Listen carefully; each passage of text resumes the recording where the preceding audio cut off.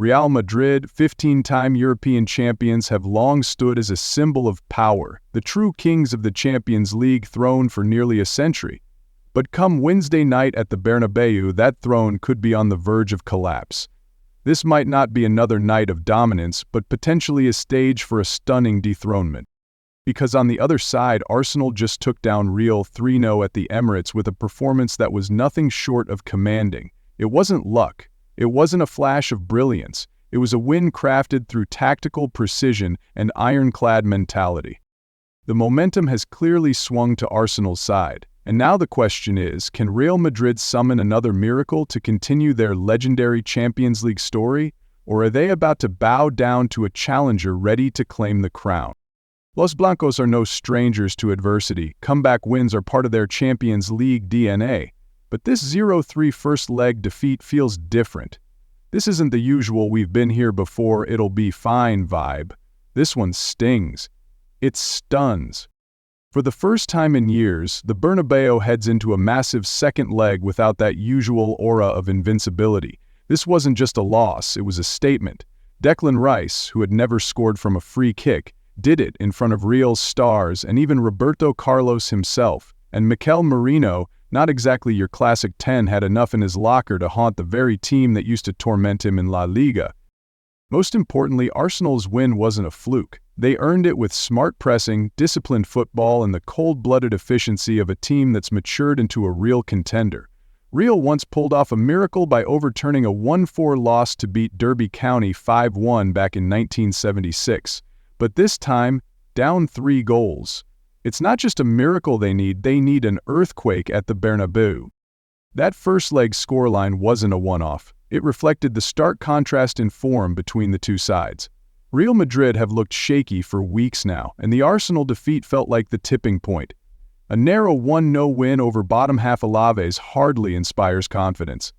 The only goal came from a long-range strike by Camavinga, while Mbappe got sent off before the 40-minute mark. A disappointing display both literally and figuratively. Worse still, that match marked Real's first clean sheet in 9 games. Meanwhile, Arsenal are riding a 9-match unbeaten streak, scoring in 8 straight, and the way they controlled the tempo at the Emirates sent a clear message. This isn't the fragile Arsenal of old. Arteta's team has grown. They're disciplined, battle-tested, and united. Form doesn't tell the whole story, but at this stage of the season, consistency is everything. And right now, Arsenal have it, Real don't. Personnel could be the X factor. Both teams head into this clash with injuries, but the difference may lie in squad depth. Who can dig deeper, adapt better, and stay composed? For Real, the biggest blow is the absence of Eduardo Camavinga, the only scorer in that Alaves win, who's suspended after that costly red card in the first leg. His absence will be felt heavily in midfield, especially when it comes to dealing with Arsenal's counterattacks, an area they've shown they can exploit, particularly in the space behind Valverde. Ferland Mendy and Aurelien Tchouameni both missed the weekend game with muscle and calf issues, and it's still unclear if they'll be fit for the return leg. If Mendy remains out, David Alaba may be forced to step in at left back, a less than ideal fix. That turns Real's backline into more of a patchwork, and if they have to push high in search of goals, they'll be vulnerable to exactly the kind of space Arsenal love to punish. On the flip side, Arsenal aren't in perfect shape either. Key players Gabriel Magalhaes, Gabriel Jesus, and Fabio Vieira are still in recovery. Each has a crucial role. Magalhaes is the heart of the defense, Jesus was a central piece in last season's attack, and Vieira is one of Arteta's go-to tactical wildcards when shifting formations mid-game. Their injury list only got longer after the Brentford draw, with both Thomas Partey and Jorginho picking up knocks in the second half, and Ben White being a surprise omission from the squad altogether after suffering an injury in training. Still, the Gunners have one intriguing X-factor up their sleeve: Jurrien Timber. The versatile Dutch defender has fully recovered and was rested over the weekend by Arteta. Timber's return, combined with the solid form of Saliba, Kiwior, and especially Leandro Trossard dropping deep to help defensively, will give Arsenal the structural stability they need at the back. As for the projected starting lineups, Real Madrid are expected to stick with Thibaut Courtois between the posts. The back four likely features Federico Valverde at right back, Antonio Rudiger and Nacho in central defense, with David Alaba stepping in on the left if Ferland Mendy isn't fit in time. In midfield, Toni Kroos will pair with Luka Modric, while the attacking trio of Rodrigo, Jude Bellingham and Vinicius Jr. will support Kylian Mbappe, who, despite questions over his mentality after last weekend's red card, remains the focal point up front. On the Arsenal side, David Raya keeps his place in goal. The back line is expected to see Jury and Timber on the right, Saliba and Kiwior in central defense, and Trossard filling in on the left. The midfield three will include Declan Rice, Thomas Partey if fit, and captain Martin Odegaard. Up top, Bukayo Saka will operate down the right, Gabriel Martinelli on the left, and Mikel Merino will function as a false 10. From the lineups alone, it's clear we're in for a fierce tactical chess match between two very different footballing philosophies. Carlo Ancelotti leans heavily on individual brilliance in the final third, while Mikel Arteta puts his faith in structure and control. Real will have no choice but to come out swinging, looking for an early goal to light a fire under the Bernabeu crowd. Vinicius Jr. will be their go-to threat down the left wing, where he's set to go head-to-head with Timber all night long. But pushing too high up the pitch could leave Real exposed. And that's where Arsenal's counter-attacking threat comes into play. Alaba, filling in at left back, is no longer the player he once was, and that weakness could give Arsenal the opening they need. Especially with the pace and precision of Saka, those counterpunches could be lethal.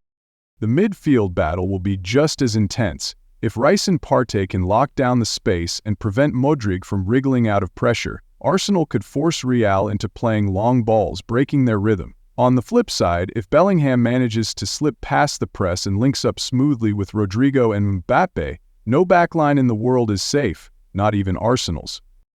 Expect these kinds of moments to repeat themselves throughout the full 90 minutes. With both sides stacked with game changers, this won't just be a physical contest, it'll be a mental and tactical war, where calm under pressure could decide everything. History doesn't always repeat itself, but it has a way of leaving clues. Before the ball even kicks off at the Bernabeu, Real Madrid are already trailing Arsenal in one telling area: the numbers. In official competition, the Spanish giants have never beaten the Gunners. The only previous meeting in Madrid came in 2006, when Thierry Henry scored a legendary solo goal to seal a 1-0 win to one of Arsenal's most iconic Champions League memories.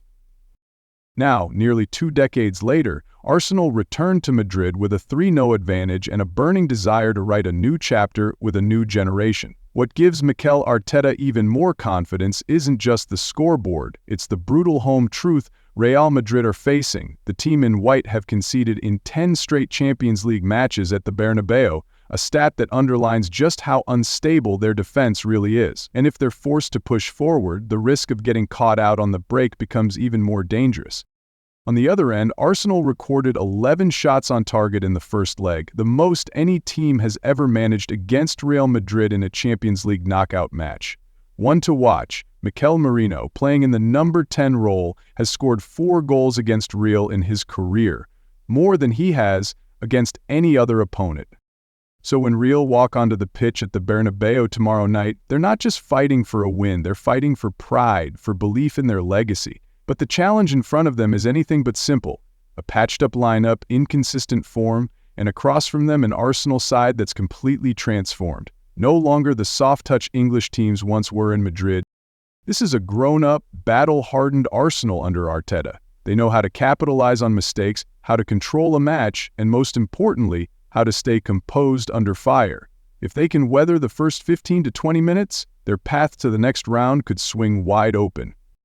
And so the final question, the one the whole football world is asking, is there still magic left in Real Madrid's comeback playbook, or will they fall to an Arsenal side that's cold-blooded, disciplined, and desperate to make their Champions League dream a June reality?